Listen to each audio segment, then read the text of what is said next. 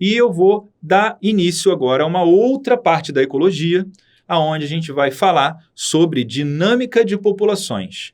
Beleza? A gente vai entrar nesse assunto, é um assunto bem tranquilo, bem rapidinho, mas que também é importante você ficar ligado. Então dá uma olhada no slide aí, vamos que vamos tocando o barco, galera. Então, esse slide aí mostra exatamente a questão do que seria a dinâmica de populações. Mas antes da gente entrar em tudo que está dizendo aí, vamos pensar o seguinte, o que é esse raio de dinâmica de populações ou ecologia de populações? É como a ecologia, né, vai estudar o que acontece dentro das populações.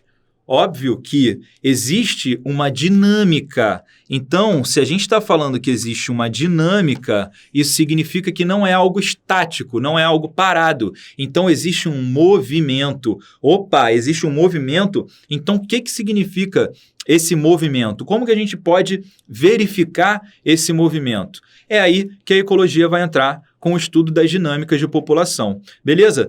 Principalmente, fator principal que a gente vê em dinâmica de população é isso aqui, ó, variações populacionais. E essas variações populacionais, elas estão extremamente ligadas, elas estão extremamente relacionadas ao que vai acontecer com a densidade populacional. Ou seja, você vai ter um aumento de densidade populacional, ou seja, muitos organismos ali daquela população, naquele mesmo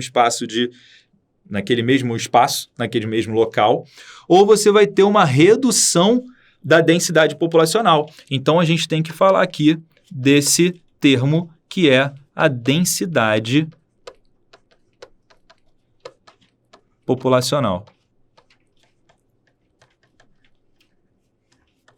Vamos lá, galera. O que acontece? Densidade populacional. Quando a gente fala em densidade, a gente está querendo ver a quantidade de indivíduos por metro quadrado, né? É lógico que isso eu estou falando numa questão de área. Eu estou falando aonde a gente tenha uma área a ser analisada, tá? Então, a densidade populacional, ela vai ser esse Dzinho aqui, ó, que está aqui do lado, nessa fórmula. Então, como que você consegue verificar a densidade populacional ou ainda a variação da densidade populacional? Você consegue através dessas duas fórmulas. Aí aqui, a diferença, na verdade, está só aqui, ó. Aqui a gente fala em área para ambientes terrestres e aqui a gente fala em volume para ambientes aquáticos, tá? Não só o marinho, mas o dulcícola também. Ambiente aquático de forma geral, beleza? Quais são os fatores principais que modificam a densidade populacional? Então, a gente vai falar aí de nascimentos e imigração, de mortes e emigração. Então, quando a gente fala de nascimento e imigração, a gente está falando em adicionar indivíduos em uma população. Então, a gente está falando, ó, de entrada de novos indivíduos na população. E isso faz o quê? Isso gera um aumento populacional. Então, você tem um aumento da densidade populacional. Opa, então, peraí. Quando a gente tem uma alta taxa de nascimento mais imigração, a gente vai ter um aumento populacional, beleza? E do outro lado, a contrapartida vem da onde? Vem de morte, né? Quais são os motivos? Aí são diversos, doenças, os próprios predadores e mudanças ambientais, tanta coisa, né, pode causar morte e emigração. Da mesma forma, se uma população de predadores aumentar muito, pode ser que os organismos tentem emigrar, sair daquela região para outra região. Isso vai fazer uma diminuição na densidade populacional. Então, quando a gente fala de saída de organismos da população, principalmente por esses dois motivos, então a gente está falando de saída, a gente está falando de remover indivíduos de uma população, a gente vai ter a relação com a queda ou diminuição da densidade populacional. Então, vamos fazer uma formulazinha para te ajudar a lembrar disso. Então, quando o nascimento mais a imigração for maior do que a morte mais a emigração, a gente vai ter um aumento da densidade populacional. Então, vou botar aqui, ó, DP. Beleza? Quando a gente tem o nascimento mais imigração menor do que a morte mais emigração, a gente vai ter uma redução da densidade populacional. Beleza pura? Ah, professor Rafael, mas e aí? Quando a gente tiver uma taxa de nascimento e de imigração igual a uma taxa de morte mais emigração, o que eu vou ter? Você vai ter uma taxa estável de densidade populacional. Você vai ter uma estabilidade de densidade populacional. Beleza? Então, só relembrando aqui, como eu falei, a densidade populacional ela vai ser o número de indivíduos dividido pela área que eles ocupam. Beleza? E aqui no caso, né, dos ambientes aquáticos, a mesma coisa. Número de indivíduos dividido pelo volume que eles ocupam. Beleza? Então, isso é basicamente o que a gente tem de movimentações aí, de dinâmica de populações, de densidade populacional. É claro, olha para mim aqui rapidinho, é claro que as questões que podem trabalhar isso nos concursos, elas podem trabalhar várias coisas relacionadas a isso. Elas podem falar, por exemplo, que ocorreu uma queimada e, por isso, uma parte da população precisou emigrar para uma outra região de mata onde não tinha ocorrido aquela queimada, mas alguns indivíduos permaneceram. O que aconteceu com a densidade populacional, levando em consideração os indivíduos que permaneceram? Entendeu? Então, na verdade, você tem aí ligações dessa questão de dinâmica de população com várias outras questões relacionadas à ecologia. Beleza? Dá uma olhada no slide que a gente ainda não terminou essa parte de ecologia de populações ou dinâmica de populações. Mas vamos que vamos. Então, olha aí. Quando a gente pensa em dinâmica populacional, quando a gente pensa, então, em quantidade de nascimento, quantidade de imigração, quantidade de morte e imigração, isso tudo, a gente começa a pensar em, cara, mas beleza, vai nascer indivíduo nessa população até quando? Será que realmente vai continuar nascendo e essa densidade populacional ela vai crescer? Bom, mais ou menos por aí. Vamos lá, o que a gente tem aqui? Potencial biótico. O que é o potencial biótico? Potencial biótico é o potencial, como o próprio nome já diz, né, de uma população atingir um crescimento máximo ou atingir altas taxas de crescimento. Beleza? E, teoricamente, volta para mim aqui rapidinho. Teoricamente, o que acontece? Se nós tivéssemos um ambiente perfeito para uma espécie especificamente, para aquela população, vamos dizer que seja o ambiente mais maravilhoso e perfeito para aquela população específica, tá? O que aconteceria? Essa população viveria no mar de rosas, viveria ali no mundo fantasioso, né, no fantástico mundo de Bob. Vamos lá. Essa população ela poderia continuar se reproduzindo, nascendo e crescendo. A morte nessa população ela só aconteceria, vamos dizer assim, por velhice. Porque se você tem um ambiente perfeito para aquela população, você não tem uma quantidade de doenças que possa reduzir a população. Você não tem predação. E aí, já estamos falando de predação direto aqui, que é uma relação ecológica. A gente vai falar mais lá na frente. Não tem uma predação, que é o efeito do predador reduzindo também a população.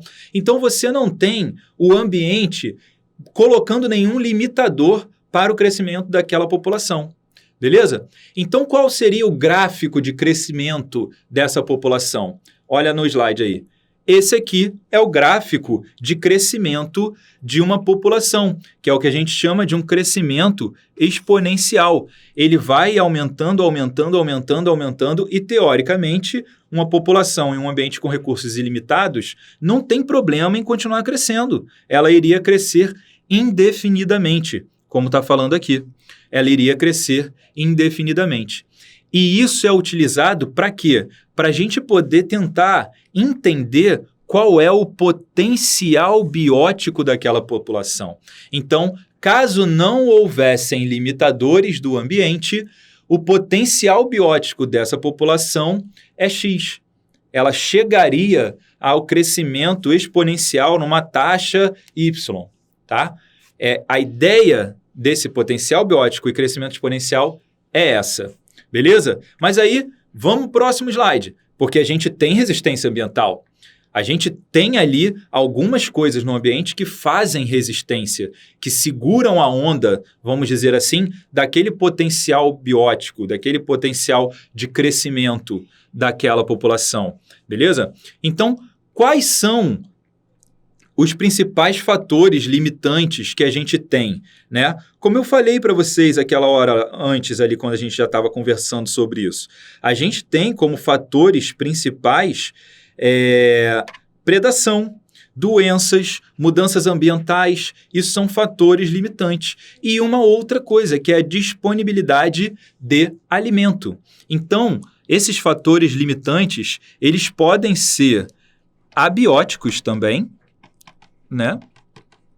Ou eles podem ser bióticos, aqui ó, relação com outros organismos, beleza? Então eles podem ser do ambiente ou eles podem ser também da relação com outros organismos. Quando a gente pensa nessas relações com outros organismos, não só a predação vem à tona. Vamos pensar também numa questão de competição. Se um organismo, a população, está competindo com outra população, né, de espécies diferentes, ou da mesma espécie mesmo, você vai ter ali um problema. Alguém vai crescer mais do que o outro. Então você tem isso como fator limitante. Beleza? Vamos passar adiante para você entender esse gráfico, porque esse gráfico é importante para você sacar sobre esse tema, beleza? Esse gráfico, ele fala sobre aqui, ó, a capacidade de suporte do ambiente, que é representado pela letra K, tá? Você pode encontrar isso também como capacidade de suporte do meio, mas como hoje em dia não se utiliza mais a questão de meio ambiente, se utiliza o ambiente e a capacidade de suporte do ambiente. Mas alguns autores ainda antigos, né, se for referenciado, pode utilizar ainda capacidade de suporte do meio. Beleza? Dá uma olhadinha para mim aqui. Vamos lá. O que acontece quando a gente está falando em capacidade de suporte do ambiente? A gente está falando de uma situação onde o ambiente, seja ele fatores bióticos ou fatores abióticos, tem limitadores ao crescimento daquela população. Então, aquele crescimento exponencial que a gente viu no gráfico anterior, ele não vai acontecer. Mas como que fica a curva de crescimento populacional se a gente tem agora fatores limitantes, pressões ambientais controlando esse crescimento populacional? Como é que fica essa história? Bom, vamos entender, dá uma olhada aí no gráfico. A densidade populacional, né, ela vai variar, o crescimento populacional ou até a diminuição populacional vai estar totalmente relacionada à pressão que o ambiente estiver fazendo sobre aquela população. Então, a capacidade de suporte do ambiente, ela também é uma medida relacionada ao que você está estudando, relacionada àquela população que você está olhando, beleza? Então, o que acontece? Onde é esse raio dessa capacidade de suporte do ambiente? Essa capacidade de suporte do ambiente, essa letra K, ela vai ser quando a densidade populacional for a máxima permitida por aquele ambiente, pela resistência ambiental, pelos fatores limitantes. Beleza? Então, você vai ter um crescimento que a gente chama de crescimento logístico. Como que funciona esse crescimento logístico? Vamos jogar aquele outro gráfico aqui junto com esse para a gente poder entender. Então, a gente tinha aqui aquele crescimento exponencial. Lembra? Quando não tinha o suporte do ambiente, você não tinha limites do ambiente, né? Era o mundo das fadas ali. Então, você tinha a crescimento crescimento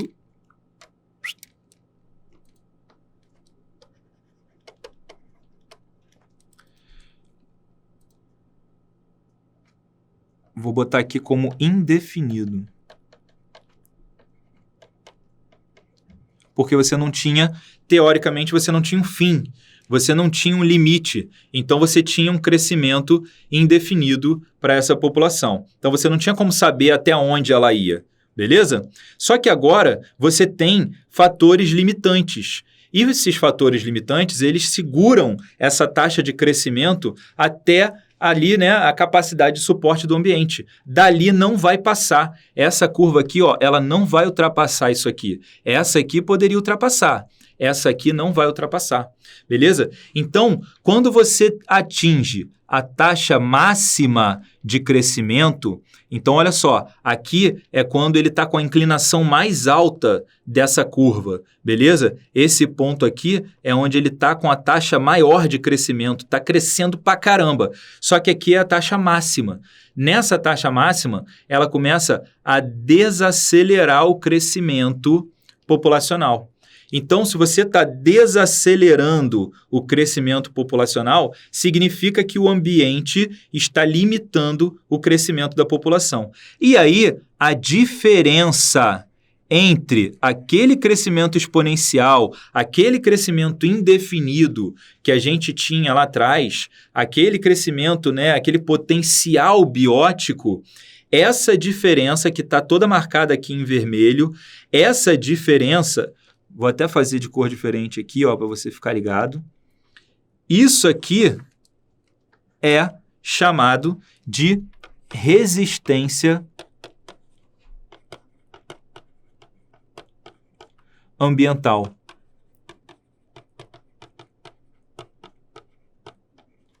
Beleza? Então, essa resistência ambiental é a diferença entre o crescimento indefinido, o crescimento exponencial, né, o potencial biótico da espécie e a taxa real de crescimento logístico, baseado na capacidade de suporte do ambiente. Beleza pura, galera? Então, dá uma olhadinha para mim aqui.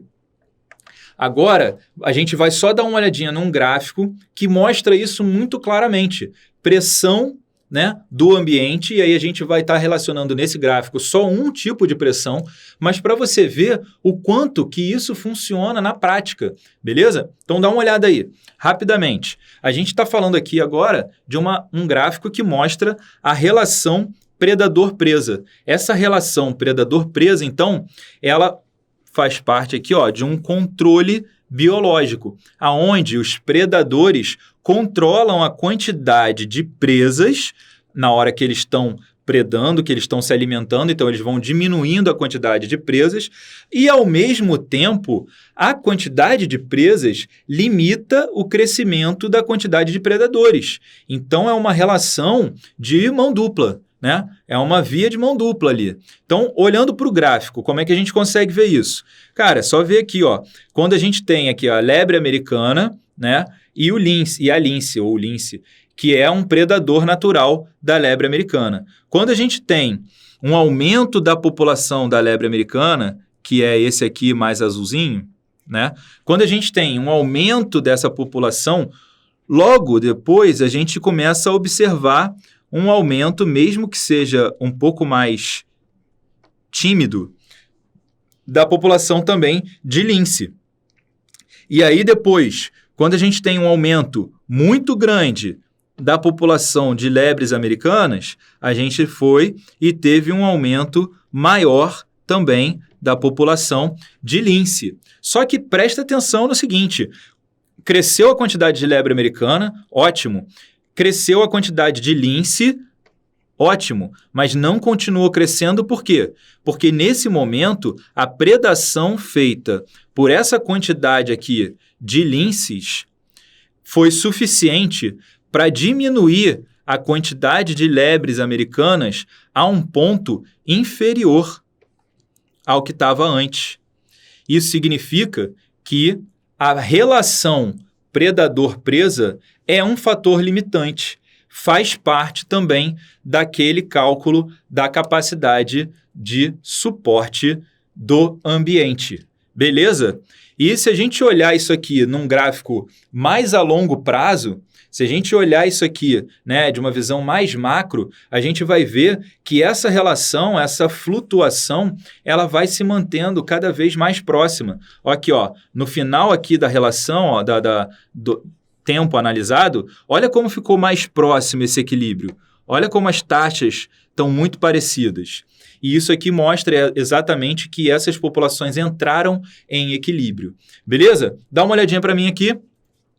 O negócio é o seguinte, a gente está finalizando essa parte, então, da dinâmica populacional, da dinâmica de populações, e a gente finaliza por hoje essas aulas, e na próxima aula a gente dá continuidade a esse assunto. Beleza, galera? Espero que vocês tenham absorvido bastante coisa aí, tenham aproveitado bastante. Se eu conseguir, de alguma forma, nem que seja por um momento, ter te ajudado aí a entender melhor um pouco a ecologia, eu já estou extremamente agradecido. Deixa o like aí, dá uma curtida no nosso vídeo, assina o nosso canal e vamos que vamos. Até a próxima. Valeu!